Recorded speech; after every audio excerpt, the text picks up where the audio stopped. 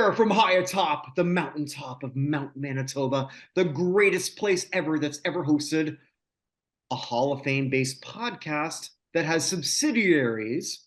This one being, how the hell did this go number one?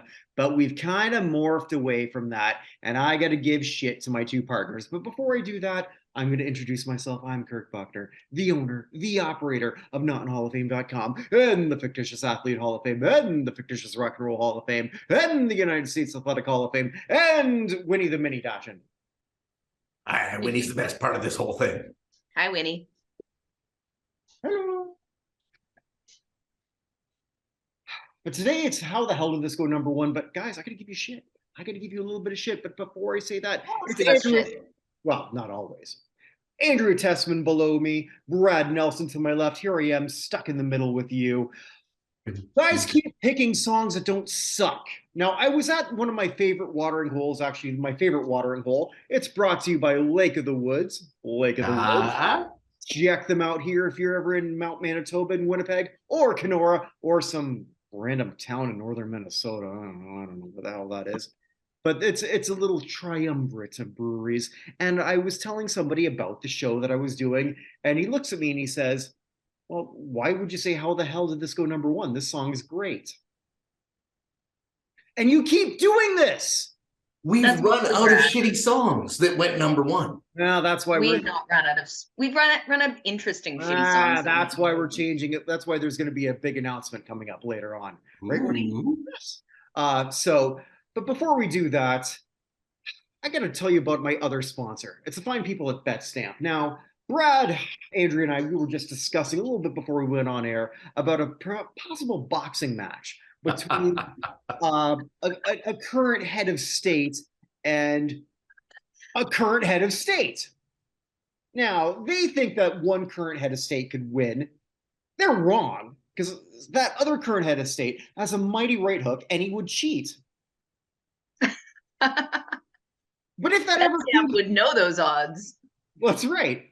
And if that ever came to be, what would you do? What would you do? You would want to gamble on it. And actually, Andrea and Brad said that they would.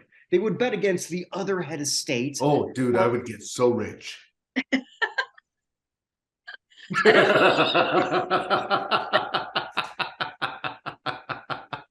I don't think the odds would be in our favor. I think that we wouldn't get too high of a payout on that one. Well, if you wanted to I'm make investing a wager everything on it, I own. Every penny, every bit I can liquidate is being invested into this. That's an investment. It's not a gamble at that point. Well, if you want to be like Brad and bet everything, you want to get the best odds possible. And Brad is a smart man, allegedly. Allegedly. And what he would do is the same thing that Andrea would do, which you would shop. You would shop the same way you would buy a car, the same way you would buy a house, the same way you would buy a turtle. I don't know. You would look for the best deal possible. Yeah, I'm turtle sitting, so that's why I use the turtle thing. Oh, right. So you would do Michelangelo, Leonardo. Squirt and Shore. But anyway, I didn't name it. I didn't name it. Turtle the turtle. But you would line shop. You would shop for the best line possible. So if you think that a certain wimpy head of state could beat the masculine head of state, and you want to bet it all on the wimpy guy, then you would want to make the most possible. And you could say, like, okay, what is William Hill giving? What are the odds that Bet365 is giving? What's the odds that Caesars is giving? You want the best deal possible. Am I not right, Mr. Nelson? Am I not right, Miss Tessmann? 100%. I would do all the research I possibly could, and I've done a fair amount, and I'm still looking at my original speculation. There you go. So this is BetStamp's going to help you, because why do all the research when it's already done for you? And the experts are there to help you out too. The experts are there to help you out, and they will tell you to go with the other head of state on that particular wager, and that would be amazing, because that person would get the best trading possible and would cheat. But whatever it is possible, whatever you're betting on, be it hockey, be it baseball, be it football, be it basketball, be it anything, this is here for you. And I have got a promo code just for all of you that is on. So when you sign that up, I want you to go to, this is what I want you all to do. Do it right now. Do it. Do it now. Do it now. Now. Help us. Help us. If Andrea might even show you something. I showed it in my phone. Brad might show you something. I'll always show something. Beverage cup. Ooh, beverages. I didn't say what it was, so like get beverages on my arms and my legs for you. Beverages, beverages, beverages. Is that from Labyrinth? No. Okay. Well, once you do that, once you download that app, there's a promo code. Just do this for me. $1.25 because I'm the buck. I stop here, and it's $1.25 because 25 is half my age because I'm an old fuck. Huh? There we go. Yeah. So what? Oh wait, what a segue. So what? So we picked Pink. Still a rock star. I apologize, Brad, Andrea. Which one of you picked this? Was that Andrea? Was that you? Oh, Brad, that was you. Okay. So because I love Pink. Okay. See, I do not. But that's okay. I respect your right to be wrong. Well, I don't love her. Okay. I don't care for her music. I care for her. Yes. Does that make any sense to you? No, as a person, she's fantastic. If you're not big into the pop scene, that's one thing for sure. I like her a lot. The artistry and the amount of work that she has put into not just crafting a lot of the lyrics, because a lot of it she has done herself. A lot of it has been written for her as well. So, I mean, to be fair. So with this one, I was like quite surprised to see the big names on this one here, the Swedish Express on this one. I'm what? Gotta think of their names now. Give me a second. Okay, while you're doing that. Yep. My notes. Shellback and Max Martin from the Swedish Giants. I wasn't done my shtick, but okay. Oh, well, stick away. No, I'm done now. The moment's ruined. Oh, I'm good at that. Aww. I have ruined so many moments. That would explain the slump you told us about earlier. It's not a slump. It's a slump. The one thing I found interesting when I was sort of like doing this, I knew that Pink had a shit ton of hits. What I didn't realize, and perhaps because I think I've molded them all together and I don't really pay that much attention to her career. And again, for those sort of like thinking, okay, I'm here to shit on Pink. I'm not shitting on Pink. I'm not a pop person. Never have been, never will be. But love this. Like, I'll put it this way: if somebody said, "Hey, I got free tickets to go see Pink. You want to go?" It's like, hey, want to go hang out with Pink at the bar? Yeah, I can understand that because I don't like the bubblegum pop. I do like her attitude. I do like how smart she is, and I do like the amount of effort that goes into her performances. Like when she was doing, I can't remember what live performance it was now. But she was doing Aerial Silks, for God's sake, and still singing live. Like, this woman has control. MTV Awards, I believe. I could be wrong. I think you're right, yes. Yeah. But I gotta take issue with the bubblegum pop thing. She's not bubblegum pop. She fought, like, her entire career to not fall into that bubblegum pop, Britney, Christina classification. And she kind of managed to etch out a little bit of like a pop punk she's about as pop punk as Avril Lavigne was on her first album, though. Yeah. You know, she's slightly left of the mainstream, but she's still being played on top 40 alongside the bubblegummers. Okay, well, let's get to this particular thing here first, because I think one of the things that sort of surprised me just a little bit, with the exception of the compilation, or not the compilation, the collaboration of Lady Marmalade. But okay, well, that one. Can I do an impression? Oh, please! Sure, why not? It's got to be as good as all the other ones. Oh, it is. It is. I just need one of you to pretend that you're Missy Elliott and just say, "Oh crap." Oh crap. No. What Oh. the hell was the rapper in that song, in the remix? Lil Kim. I just need one of you to say Lil Kim. Lil Kim. From Lady Marmalade.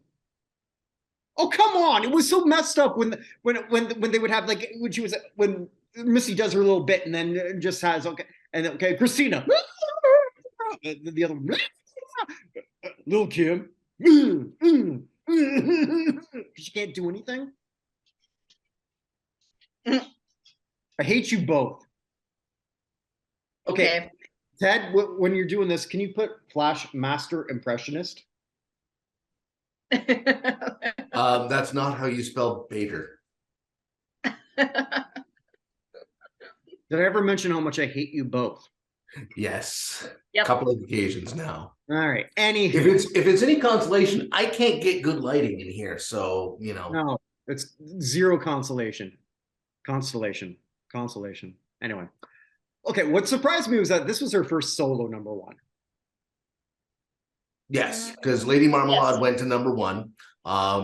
She had other better songs, in my opinion, that were higher quality than this.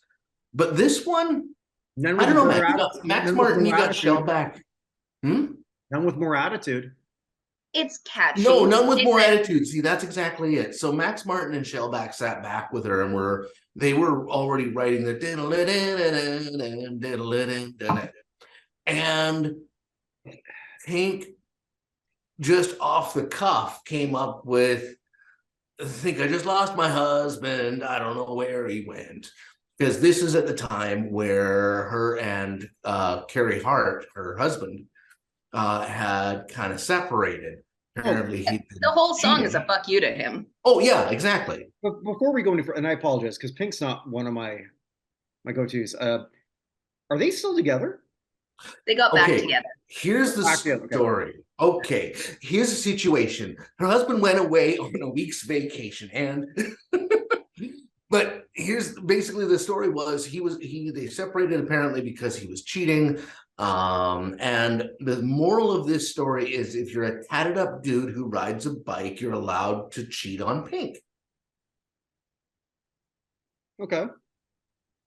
See, because I don't know why they got back together. I mean, first of all, cheating on Pink would be kind of unthinkable. Because even in the so what lyrics there, she's saying, I'm not gonna pay his rent.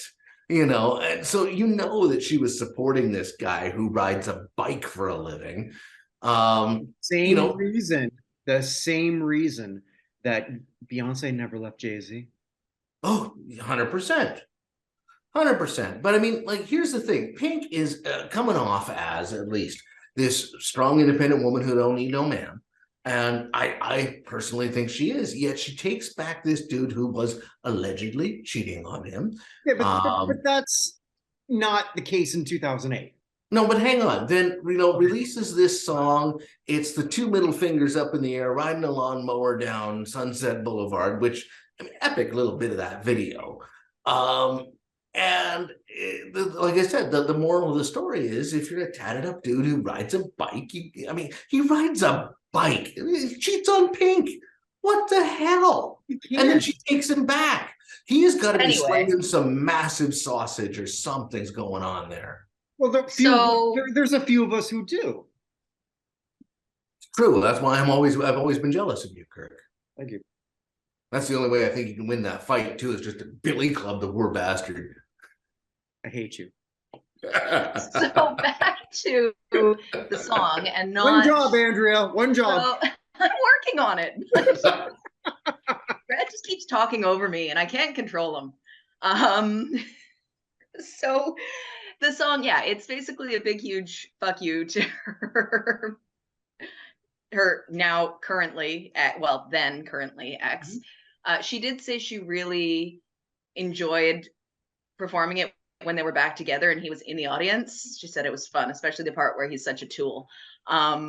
So that's kind of fun.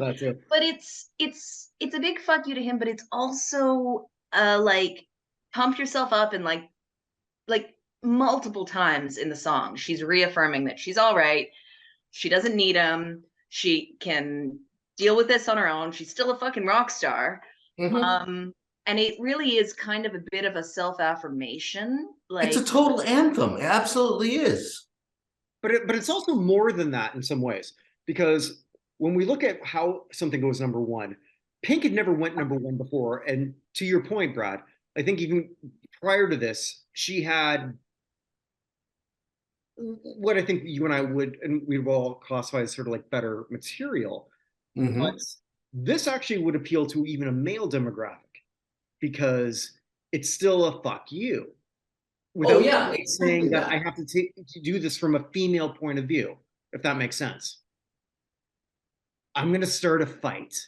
You know. Yep. Not just I'm going to start a fight, but it is the double middle. It's a double middle finger, right. But it wasn't everybody can associate with in a breakup. If I don't know, Kirk, you probably never had a breakup.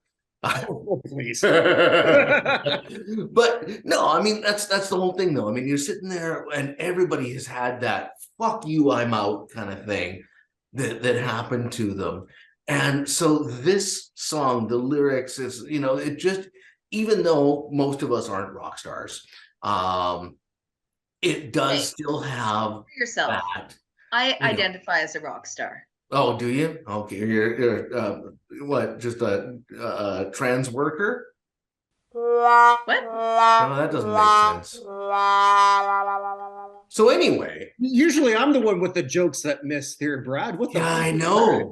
I know. There was not even a drum fill in there. Yeah. I'm just saying that, like, I identify with the energy of a rock star and think that I should be paid a lot of money to break shit. And people walk into Guitar Center and just go nuts. Which is why I think it also appeals to sort of like again, a young male.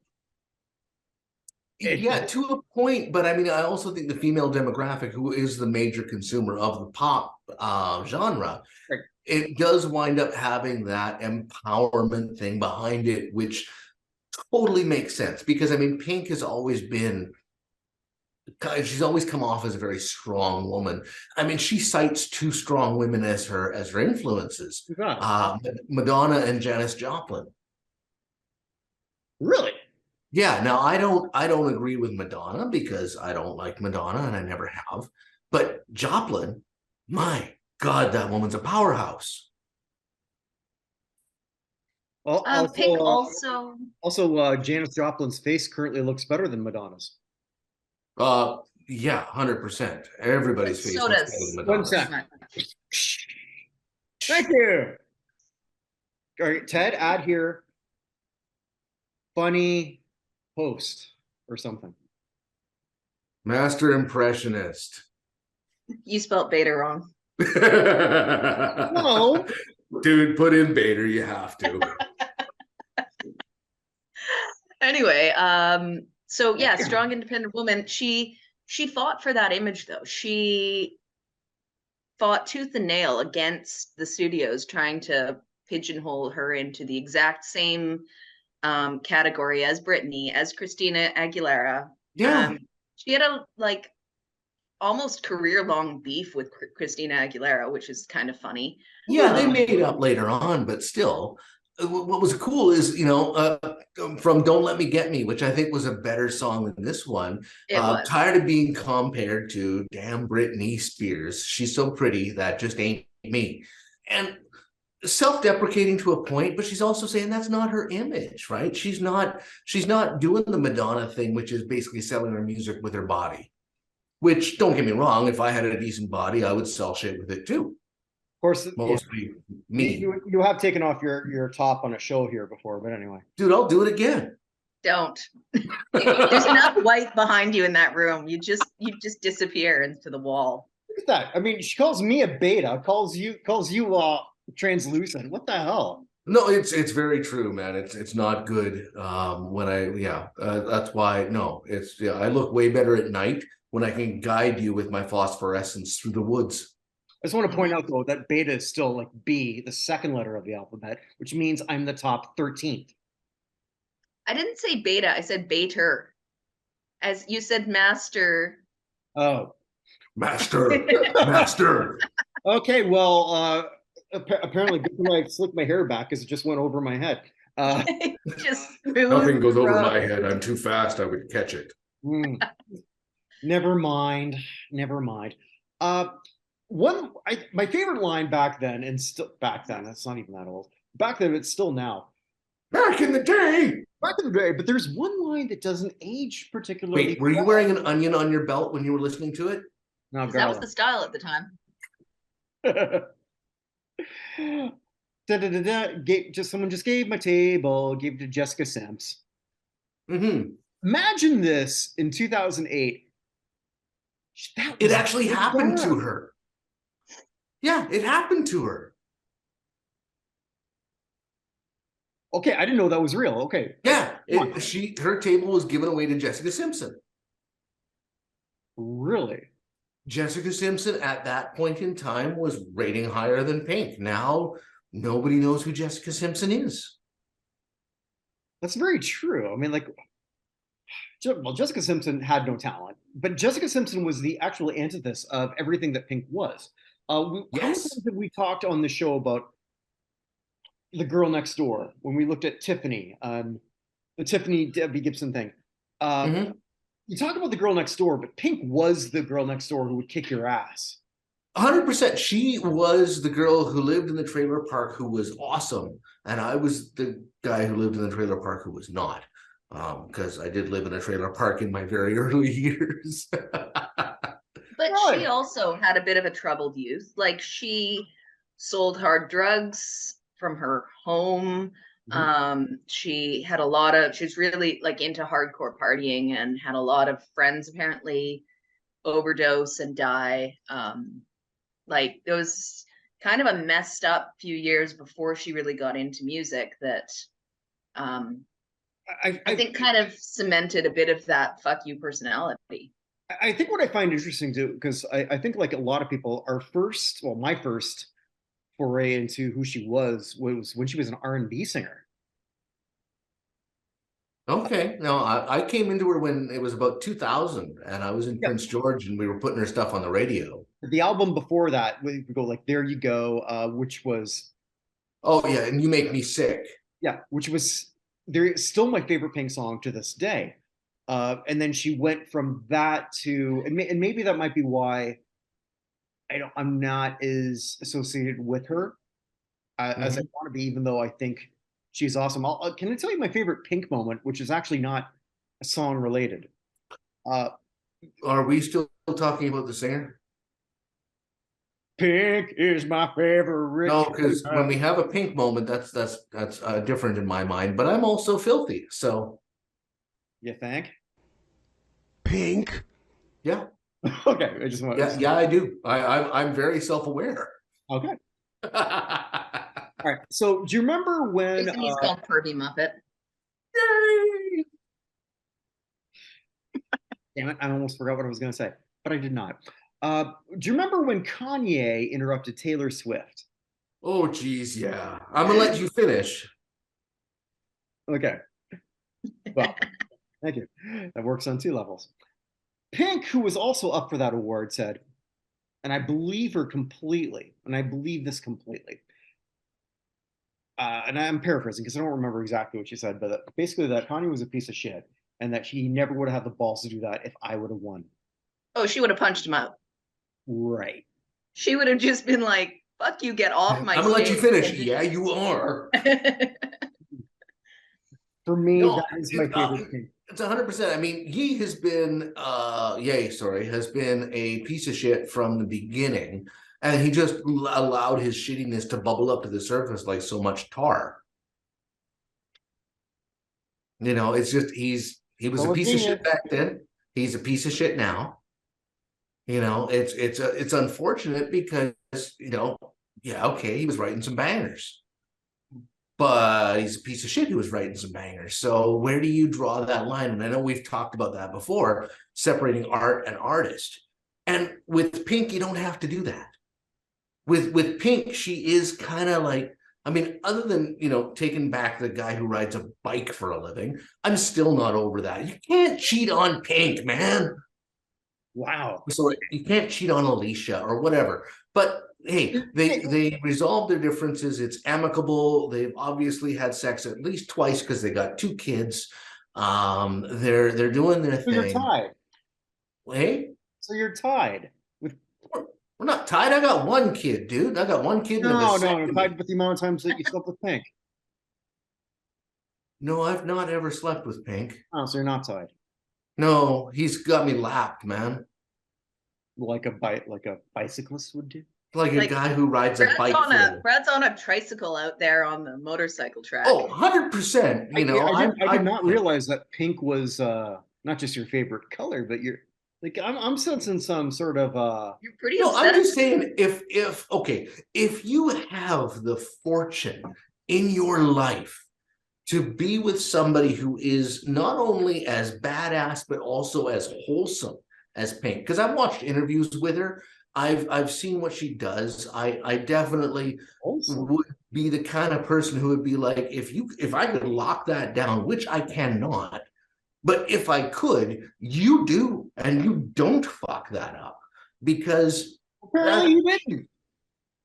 But he did. He cheats on her. They separate. They get back together. She puts him in a couple of videos and shit like that. Like, I don't know. Like I said, he's slinging some serious, Okay, Brad, I think you need to let your obsession about him go. Like, this is unhealthy. I just got a problem with the fact that you're going to treat somebody who is almost as wholesome as Betty White.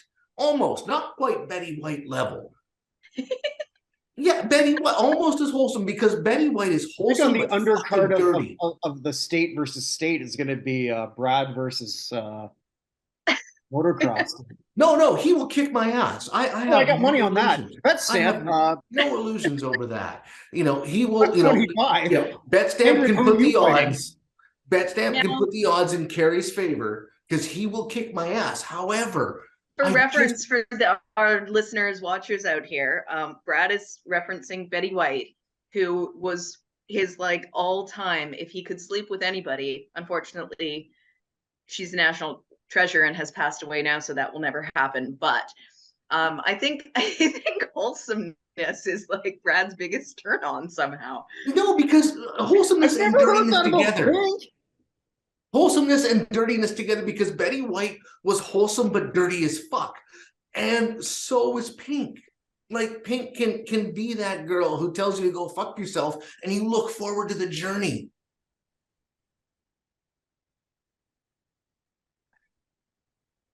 Hey, Brad, do you like sex and travel? Yeah. So fuck off. Yeah, huh? Do we have anything relevant to still talk about this song? I'm still. Yeah, he rode a fucking bike. Like that's one word that I never would associate with her. Well, that's the whole thing. I mean, she is, like I said, as wholesome as Betty White is, because Betty White was not wholesome. Okay, Betty White was not wholesome. Have you ever heard the words that come out of her mouth? She played not as intensely as you have. No, she played the good girl card when she had to, but she was naughty. And the same thing with Pink. She played the good girl card, got on the radio, and then was naughty. I think I'm the wholesome person in this conversation.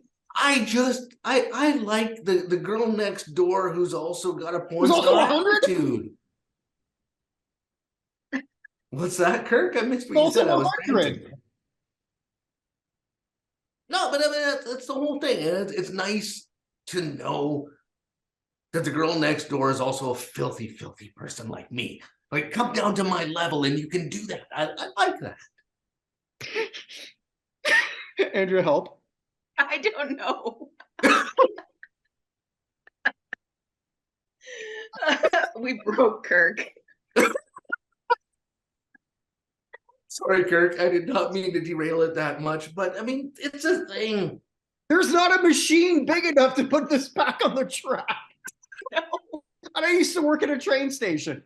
I've seen these big machines. They lift the train, they put it back on. We can't do that. Well, so what? I'm a rock star. I got my rock moves and I don't need you. Actually, I do because you're the host. So, yeah. Okay. Ooh, way to pass the buck that stops here. The buck stops over there or Well, there. I don't know where you are in relation to me. Here's how the buck is now going to change and the train track is now going to move. Because you see, kids, we're not picking enough shit songs. No, we're not. And as of 2 weeks from now, here's what we're going to do. Ooh. How the hell did this go to number one becomes how the hell was this a hit?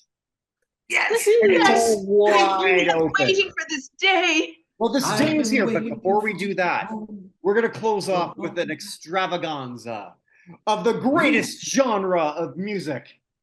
We are going to look at 80s rock? No. That also at number one. But we are going to look at every number one song from the Saturday Night Fever soundtrack. And that is how we were going to close this chapter and move on to the next chapter. I knew this day was coming. Consider this the segue into the Breaking Bad into the Better Call Saul. It's like when a star goes supernova, then collapses on itself, becomes a big dark hole of suckness, and then becomes another sun. Is that Some of us like disco, Brad. Yeah. Hey, Brad, think of all of the musicals we can pick now. Oh, yes. Oh, yeah. Chess, here we come. One night in Bangkok makes a hard man humble. He was hard. But you know, I'm not just a shill for Betstamp. I'm an accomplished writer. You are not. I am too, and I can prove it. Go to Amazon. Tell me more, tell me more. Did you get very far? I fucking hate that movie. I hate everything about Grease. I hate that. Anyway. Something that had nothing to do with Grease is Chavo Guerrero, instant classic. You can find that now on Amazon, where it's about the late, great Chavo Guerrero Sr. I helped him write that book before he passed away. Take care, amigo. Forward by Rowdy Roddy Piper, by the way. Which, I mean, how awesome is that? It's pretty goddamn awesome. So what's the next holiday coming up? Because it would make a great gift for that. Mother's Day. Mother's Day. All of you WWE mothers, start dropping hints. How many moms don't like men running around in a little square with tight little Speedos on? And based on what you might learn from Chavo's book, he might have slept with some of your mothers. Some of you might be Chavo's kids. It's altogether possible because, well, Chavo got around. I will and you know what? You know what holiday is after that? Father's Day. Father's Day. Yes. So for all of you who might be Chavo's sons, I mean, there you go. Especially if you look half Hispanic. This is the book for I you. look forward to Father's Day and dread it at the same time because I'm always expecting that card. Well, I mean, at this point, I mean, like anyone for me, well, I can't get. They're already old enough. Yeah, 100%. Most of mine would be old enough by now. Yeah. Well, there's a lot of other shows that are coming up, and here's a special shout out to somebody. Wait, have you been cheating on us? Like that guy who rides a bike cheated on Pink? In a different way, sure. Brad, seeing other podcasts? Oh, there's so many other podcasts here in the Buchnerverse.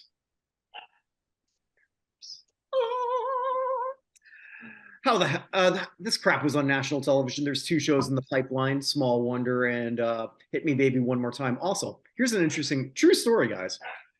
So last week I'm just walking back into my place here in Mount Manitoba, the summit of Mount Manitoba. And maybe he's watching right now, I don't know. And a gentleman who I've seen periodically, and sometimes I'll run to him at the Fine Place establishment, Lake of the Woods, right nearby. And he says to me, "Hey, you ever watch Beachcombers?" And I said, "Not really. No, not even if you were Beachcombers. You need to hand in your passport. You're not Canadian." No, apparently not, man. I used to watch Beachcombers like crazy. I'm going somewhere with this story. No, we wanted to get you off the rails again. That's what we do. Well, I mean, I haven't been on the rail since 1997. Huh? Yeah. Yeah, that one was worth it. Mm-hmm. All right, So Beachcombers. and he said, not even if you wear a toque. And I said, funny you mentioned that. I actually wore a toque for, yeah, I know. I watched your show, Oh, nice. which like blew my mind. So You're a celebrity. yeah, I'm a Z-level celebrity here in Mount Manitoba because there's a pile of hockey players here that actually live here. Hey, you're the closest thing to a famous person they got, man. They're gonna I'm not. celebrate you. That's the thing. I'm not even close. There's a lot of hockey players that live there. Yeah. Huh? Oh, that's the Sports puck. right. Yes. Yeah. Our apparent But- national pastime, which is actually not hockey. But it was kind of cool that Lacrosse. that somebody just did a random search on Beachcombers, found and stumbled across the show that I did with Chris when we looked at the Beachcombers, which was this crap was on national television. Nice. And then he said to me, he's like, yeah, some people didn't like it because I got some negative comments.